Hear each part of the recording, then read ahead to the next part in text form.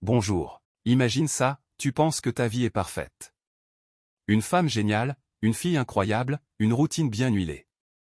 Et puis, tout s'écroule. Un simple email, une découverte inattendue, et ton monde bascule. Ce que j'ai vu ce soir-là m'a brisé, mais ce que j'ai découvert ensuite était encore pire.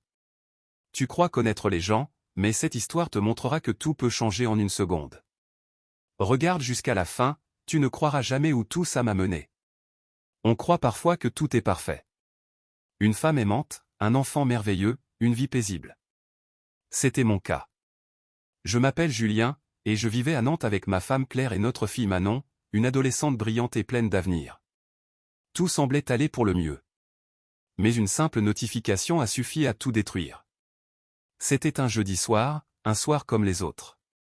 Claire était encore au travail, du moins, c'est ce qu'elle m'avait dit.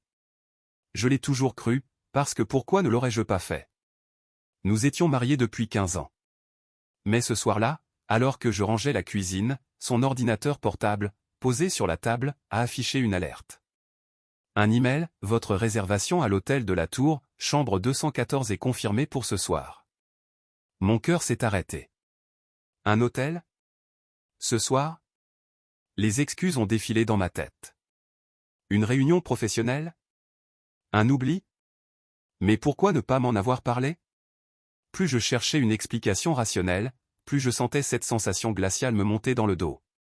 Quelque chose n'allait pas. Mon esprit en ébullition, j'ai pris les clés de ma voiture et je suis parti. L'hôtel de la Tour se trouvait au centre de Nantes, à quelques pas des rives de la Loire. J'ai garé la voiture rapidement, sans réfléchir. Mes mains tremblaient alors que je poussais la porte tournante de l'hôtel. À la réception, j'ai fait de mon mieux pour garder mon calme. Bonsoir, ma femme a oublié quelque chose dans sa chambre. Elle s'appelle Claire Dupont. Chambre 214. Pouvez-vous me donner une clé? Le réceptionniste, indifférent, a pianoté sur son clavier avant de me tendre une carte clé. Bien sûr, monsieur. Mes jambes semblaient de plomb alors que je montais dans l'ascenseur. La lumière froide du couloir accentuait le poids dans ma poitrine. La porte de la chambre 214 était légèrement entr'ouverte. Je pouvais entendre des murmures à l'intérieur. Je les poussai doucement. Et là, mon monde s'est écroulé. Debout au milieu de la pièce, en peignoir, se trouvait Marc, mon patron. Ses cheveux étaient encore mouillés, comme s'il sortait de la douche. Avant qu'il ne puisse dire quoi que ce soit, j'ai foncé sur lui. Mon poing a heurté son visage avec une force que je ne soupçonnais pas. Il a vacillé et s'est effondré sur le lit. Julien. Arrête. La voix de Claire venait de la salle de bain. Elle s'est précipitée vers moi, ses cheveux encore humides. Tu ne comprends pas. Comprendre, ai-je craché, le souffle court. Je comprends très bien. Ses excuses, ses pleurs? Rien de tout cela ne m'atteignait. Je me suis retourné et j'ai quitté la chambre sans un mot de plus. Je ne sais pas combien de temps j'ai conduit, errant dans les rues de Nantes, le cœur lourd, le cerveau en feu.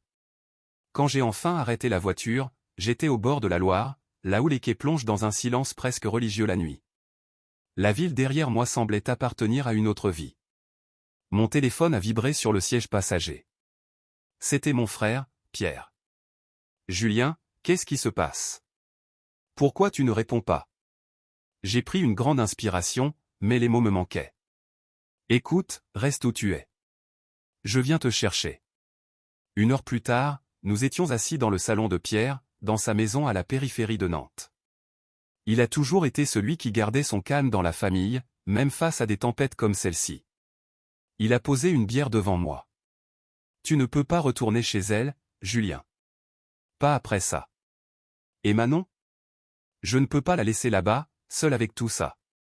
Manon a besoin de toi, c'est sûr. Mais elle a besoin d'un père fort, pas d'un homme brisé. Reste ici. Reprends le contrôle.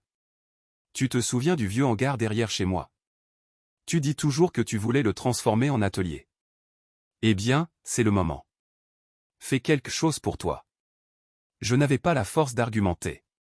Cette nuit-là, j'ai décidé de rester chez Pierre. Le lendemain, j'ai rassemblé mes affaires, pendant que Claire était au travail. Avant de partir, j'ai laissé un mot pour Manon sur la table de la cuisine. Manon, je suis chez ton oncle Pierre. Appelle-moi quand tu voudras parler. Papa. J'ai regardé une dernière fois la maison, cette maison qui avait été notre foyer. Puis j'ai tourné la clé et je suis parti. La maison de Pierre, située dans une petite commune à quelques kilomètres de Nantes, respirait le calme. Derrière, un vieux hangar abandonné, autrefois un atelier, s'élevait dans le jardin. Ce lieu avait toujours été là, mais je n'y avais jamais prêté attention. Maintenant, il semblait m'attendre. Alors, tu en penses quoi? Demanda Pierre le lendemain matin en me montrant l'atelier. Il a besoin d'un coup de neuf, mais il est solide. Et toi aussi, même si tu ne le crois pas encore. Je fis un pas à l'intérieur. L'endroit sentait la poussière et le bois oublié. Des outils rouillés traînaient sur un établi fatigué. On dirait que c'est un projet parfait pour occuper mes journées, répondis-je, plus pour moi-même que pour lui. Les jours suivants furent rythmés par le nettoyage et les réparations. Le bruit des marteaux, des scies et des machines que je réussissais à remettre en état remplissait l'air. Chaque planche que je coupais, chaque clou que je plantais semblait emporter une partie de ma colère et de ma douleur. Mais une question me hantait, pourquoi Manon ne m'appelait-elle pas? Est-ce qu'elle savait ce qui s'était passé? Était-elle en colère contre moi pour être partie? La réponse arriva 5 jours plus tard, un soir où j'ajustais une vieille porte. Mon téléphone vibra sur l'établi. C'était Manon. Papa? Sa voix était douce, mais brisée.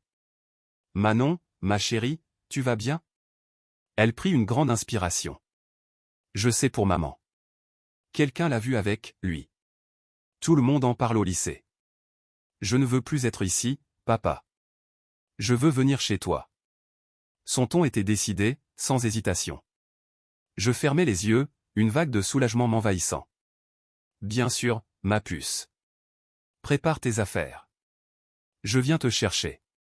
2 jours plus tard, Manon arriva avec un sac à dos et une petite valise. Quand je la vis descendre de la voiture de Pierre, mes émotions me submergèrent. Elle semblait si forte, et pourtant je savais que tout cela devait peser lourd sur ses épaules. Elle jeta un coup d'œil à l'atelier en entrant dans le jardin. C'est ici que tu passes tout ton temps maintenant. Je hochai la tête. Oui. C'est un bon endroit pour recommencer. Tu veux voir? Manon fit le tour de l'atelier, inspectant chaque coin. Puis, elle s'arrêta devant une vieille table en bois que je venais de restaurer. Tu crois que je pourrais t'aider? J'ai quelques idées de meubles que j'aimerais créer. Son intérêt me surprit, mais aussi me réchauffa le cœur. Bien sûr. Cet atelier est aussi le tien maintenant.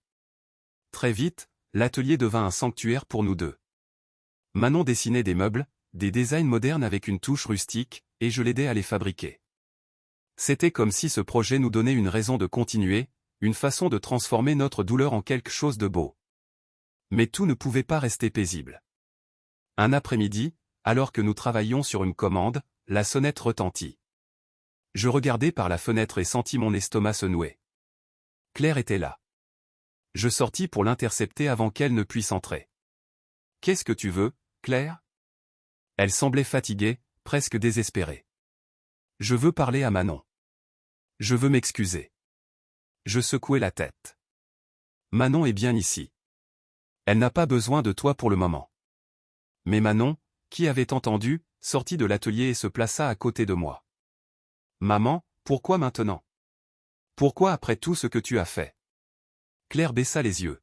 « Parce que j'ai réalisé combien j'ai tout gâché. Je veux réparer les choses, si c'est encore possible. » Manon la regarda longtemps, puis murmura, « Peut-être. Mais pas tout de suite. Je ne suis pas prête. » Claire semblait dévastée, mais elle respecta la décision de sa fille et partit sans insister. Manon et moi restâmes debout un moment, regardant la voiture de Claire disparaître. Les semaines suivantes, Manon plongea encore plus dans ses designs, comme pour oublier cette rencontre. Et ses efforts portèrent leurs fruits. Un magasin local remarqua nos créations et commanda plusieurs pièces. L'atelier, autrefois silencieux et poussiéreux, débordait maintenant de vie et d'activité. Un soir, alors que nous terminions une grande table pour un client, Manon posa son carnet de croquis devant moi. « J'ai une idée pour notre atelier. On devrait lui donner un nom. Que penses-tu de Renaissance ?» Je regardai le titre qu'elle avait griffonné en haut de la page. C'était parfait. Renaissance, répétai-je. C'est exactement ce que nous vivons. Elle sourit, et pour la première fois depuis longtemps, je vis dans ses yeux une étincelle de bonheur. Mais je savais que la paix que nous avions trouvée était fragile. Claire n'avait pas dit son dernier mot. La paix que Manon et moi avions construite semblait presque trop belle pour durer. Notre atelier, maintenant baptisé de Renaissance, commençait à attirer des commandes au-delà de notre petite commune. Les designs de Manon, modernes et élégants, plaisaient à une clientèle exigeante. Nous étions occupés, concentrés, et pour la première fois depuis longtemps, heureux. Mais Claire n'était jamais loin. Un matin, alors que nous terminions de vernir une grande étagère pour un client de Bordeaux, une enveloppe arriva par courrier. Elle portait l'adresse d'un avocat.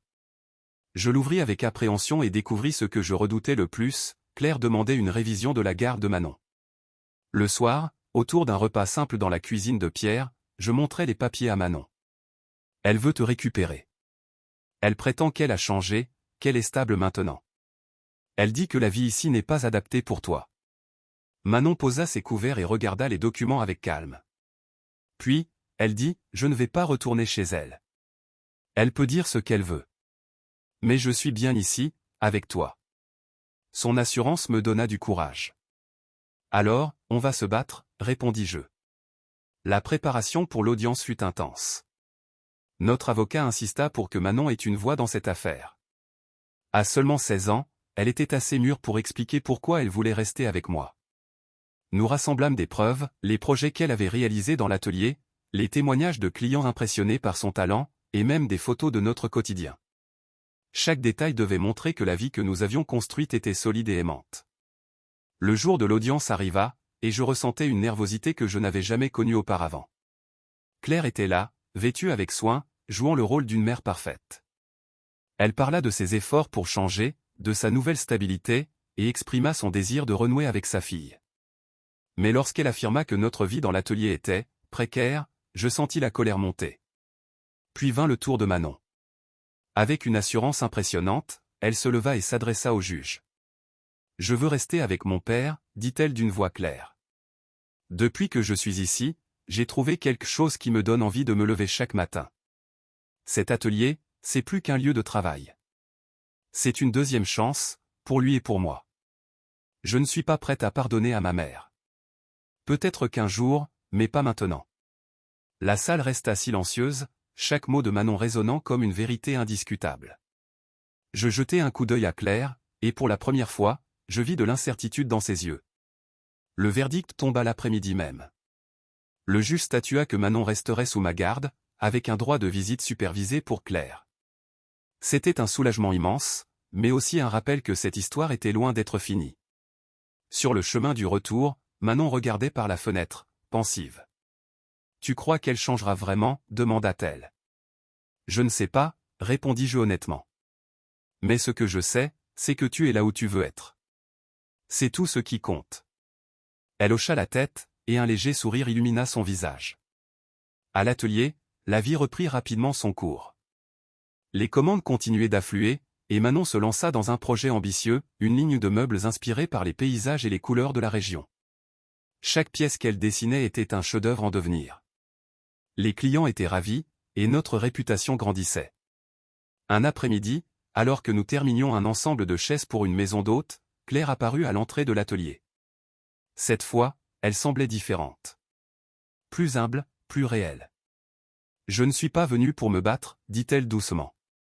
Je voulais juste dire que je suis désolée. Pour tout. » Je restai silencieux, laissant Manon décider de la suite. Elle s'approcha de sa mère, son regard sérieux. « Je ne te déteste pas, maman. Mais il faudra du temps avant que je puisse te faire confiance. » Claire hocha la tête, les larmes aux yeux. « Je comprends. Merci de me laisser essayer. » Elle partit peu après, et le silence revint dans l'atelier. Ce soir-là, Manon posa un carnet de croquis devant moi. « Papa, je pense qu'il est temps qu'on crée une marque pour nos meubles. Quelque chose qui nous représente. » Je feuilletai les pages, impressionné par son sens du détail et sa vision. « Tu as une idée pour le nom ?» Elle sourit. « Renaissance. Parce que c'est ce qu'on vit, toi et moi. » Je souris à mon tour. « C'est parfait. » Alors que le soleil se couchait derrière l'atelier, je réalisais que nous avions réussi à transformer les ruines de notre ancienne vie en quelque chose de nouveau, de beau. Et cette fois, rien ni personne ne pouvait nous l'enlever. Au revoir.